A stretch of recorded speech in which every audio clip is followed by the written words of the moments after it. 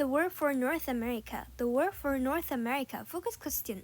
What was the French and Indian War and what resulted from it? First shots.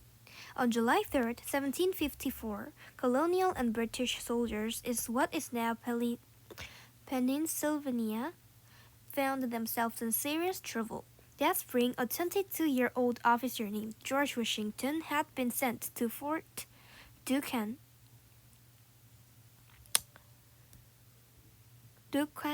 where Pittsburgh is today. His orders were to inform the French that they were in British territory and should leave the fort.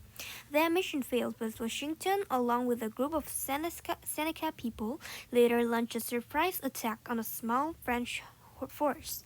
He captured 21 fighters and killed 10, now a force of more than 700 French soldiers and their allies from 7 native tribes, including the Huron, had come to even the score. The colonial and British force of about 400 men built a small fort. Fort Necessity is a place where great meadows, but their defenses did little good. The French and their allies surrounded the fort and attacked. Many British men were killed or wounded, and Washington surrendered before nightfall. This battle marked the beginning of a war that would decide whether the French or British Empire claimed control of North America. Two empires, one North America. In the 1700s, Great Britain and France were locked in a struggle for global power. Both were growing empires establishing colonies in far-off lands. Colonists claimed first land and, in some places, people whom they forced to work as slaves. These valuable resources brought great wealth to the two countries and helped them build powerful armies and navies. In 1749, the leader of New France sent 270 men to mark the colony's borders. New France was French territory that included the modern-day Canadian provinces of Quebec and Ontario. The men marked French land claims and chased out British settlers they found in their territory. In 1753, a French force of their 2,000 men set out to build forts to keep the British from settling in the Ohio River Valley. This area around the Ohio River was important for trade. French territory now lays to the north and west to the British colonies. However, the British population in North America grew much more quickly than that of the French. In 1754, New France had only about 80,000 colonists. Meanwhile, the population of the British colonies was about 1,160,000 plus 300,000 enslaved people. As the British looked for new territory to claim, they saw New France in the way. The British and French also competed for the support of native peoples living in these lands to help them get the territory they wanted. Traditionally, the French had better relations with native peoples than the British did. The French respected native territories and they had good trade relationships. The British, however, claimed native land and forced native peoples to live under British rule. Many native nations, including the Huron and Shawnee, allied with the French to try to protect their land and independence. Native nations were not all united. The Iroquois tried not to join either side of the conflict. Eventually, however, they were forced to take sides and allies with the British. Strategy and battles. In 1755, the British launched several military operations against the French in North America. Their strategy was to destroy French forts along the borders between their two territories.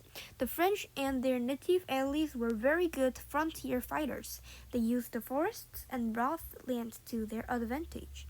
These forces often surprised and outmaneuvered the British, even with its much larger colonial population and greater resources. Great Britain struggled in the first years of the war. In 1756, the French gained a clear advantage over the British. The British had built Fort Oswego and Fort Ontario on the shores of Lake Ontario is in what is now New York. From these ports, they planned to attack deeper into French territory. Instead, French forces attacked and captured the forts in August 1756. It was a major victory. It ruined British plans and, perhaps more importantly, it showed native leaders that the French would probably win the war. Many of these leaders wanted to be on good terms with the side that want to keep their nation's independence. More native nations began to side with the French. Worldwide War. In the United States, the North American conflict is remembered as the French and Indian War. However, the conflict was also part of the much larger Seven Years' War, 1756 to 1763. This war involved the most powerful parts of Europe at the time, as well as their colonies. Great Britain allied with Prussia, a European kingdom a kingdom in what is now Germany and Poland, Portugal, and others. France was joined by the Russian Empire, Spain, and Sweden.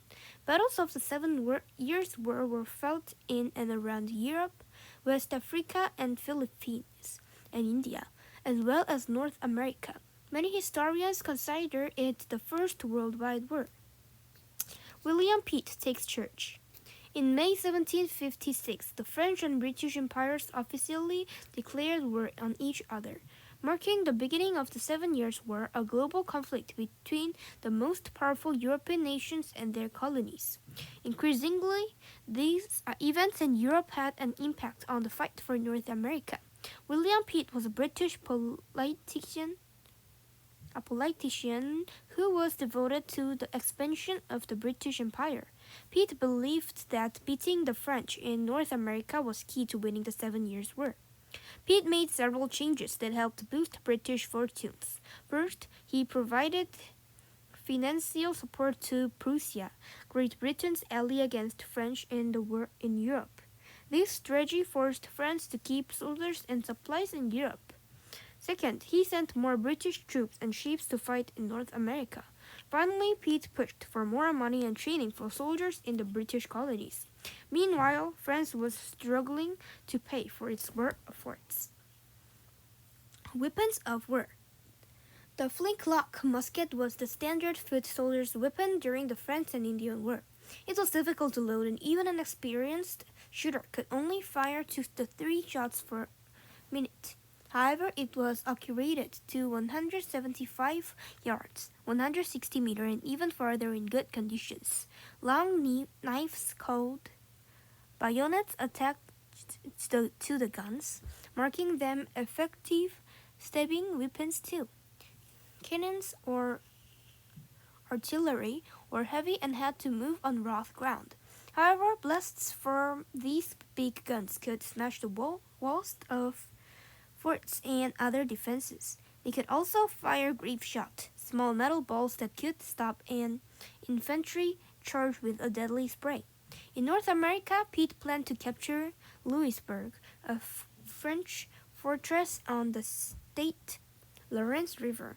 The river provided a path to Quebec, the capital of New France. In July 1758, British ships landed about 14,000 men near the fortress. It fell after an 18-day siege, and British ships and soldiers now had a clear path to attack Quebec. The victory was a major turning point in the war. That October, the British also made a treaty with the Shawnee and 14 other native nations. Without the support of these allies, the French was forced to give up Fort Duquesne. Great Britain finally had control of the Ohio River Valley. The British remember 1759 as the Year of Miracles. That September, they captured Quebec in the Battle of the Plains of Abraham. British ships also set up a blockade of the St. Lawrence River. The move made it very difficult for France to deliver men or supplies to New France. In November 1759, another important British victory took place thousands of miles away. In the desperate move, the French Navy planned to invade Great Britain itself. However, 23 British warships caught the French fleet along the French coast. They boldly attacked in the Battle of Quiberon Bay and badly damaged the French navy. The victory left the British fleet in command of the Atlantic Ocean.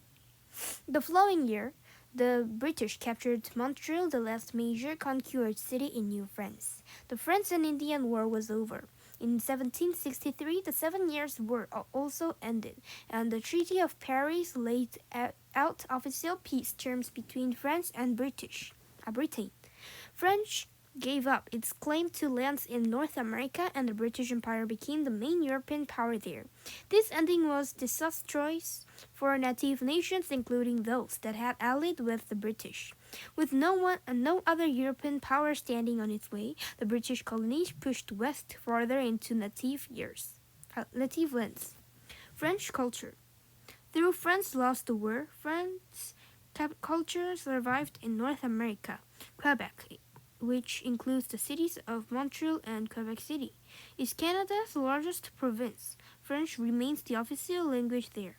In 1755, British soldiers expelled a French group known as Acadians for Nova Scotia, another Canadian province.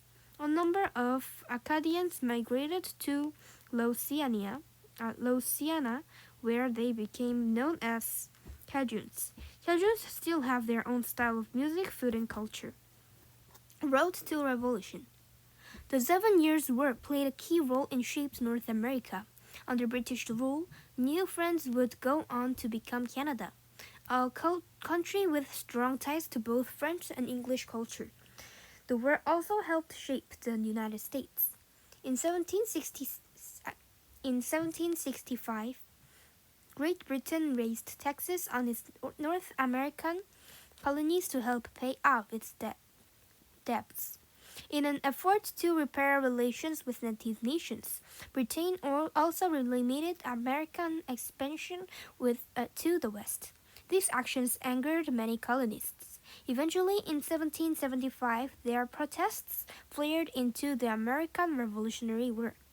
Many who had fought in the French and Indian War, including George Washington, played leading roles in the Revolutionary War. The French saw the American Revolution as a chance for revenge on the British. French supplies and ships helped the Americans outlast and defeat the more powerful British military. In 1783, the United States won its independence from Britain. In the end, winning the French and